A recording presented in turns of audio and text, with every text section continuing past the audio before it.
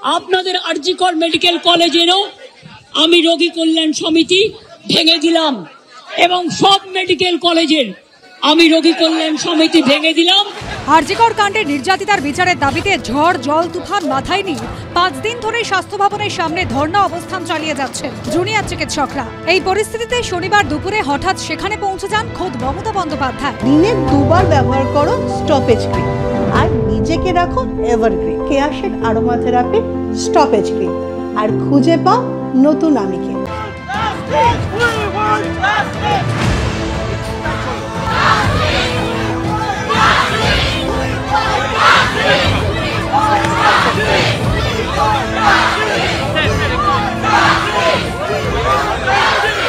Junior ডাক্তারদের কাজে ফেরার আহ্বান জানান। সেই সঙ্গে আন্দোলনকারীদের আশ্বস্ত করার জন্য আরজিকর মেডিকেল কলেজ সহ রাজ্যের সব মেডিকেল কলেজ এবং হাসপাতালের বর্তমান রোগী কল্যাণ সমিতিকে ভেঙে দেওয়ার কথা ঘোষণা করেন তিনি। দীর্ঘদিনের প্রচলিত নিয়ম ভেঙে কার্যত অরাজনৈতিক রোগী কল্যাণ সমিতি গঠনের ফর্মুলা দেন।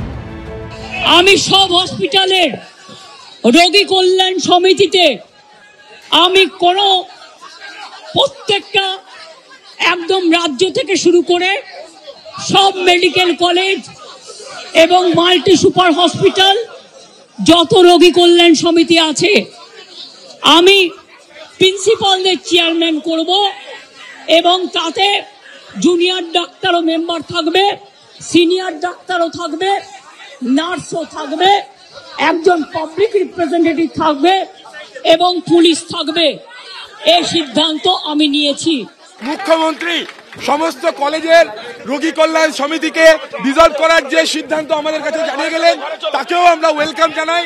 আমরা চাইব আমাদের 5 দফা দাবিও এই আলোচনার মাধ্যমে সুষ্ঠু সমাধান হোক। রোগী কল্যাণ সমিতি মূলত হাসপাতালের পরিচালনার বিষয়টি দেখভাল করে। হাসপাতালের উন্নয়ন তহবিলের টাকা কোন খাতে ব্যবহার করা হবে সেই বিষয়ে সিদ্ধান্ত নেয়। সাধারণভাবে সরকারি হাসপাতালে রোগী কল্যাণ সমিতির চেয়ারম্যান পদে বসেন শাসক দলের সাংসদ, বিধায়ক, নেতা বা অন্য জনপ্রতিনিধিরা। বিভিন্ন রোগী কল্যাণ সমিতির বিরুদ্ধে মাঝে মধ্যেই দুর্নীতির অভিযোগ ওঠে। প্রশ্ন ওঠে পরিচালন পদ্ধতি নিয়েও। বর্তমানে আরজিকর মেডিকেল কলেজের রোগী কল্যাণ সমিতির চেয়ারম্যান হলেন তৃণমূল বিধায়ক সুদীপ্ত রায়। আগে এই পদে ছিলেন তৃণমূলের তৎকালীন রাজ্যসভার সাংসদ শান্তনু সেন।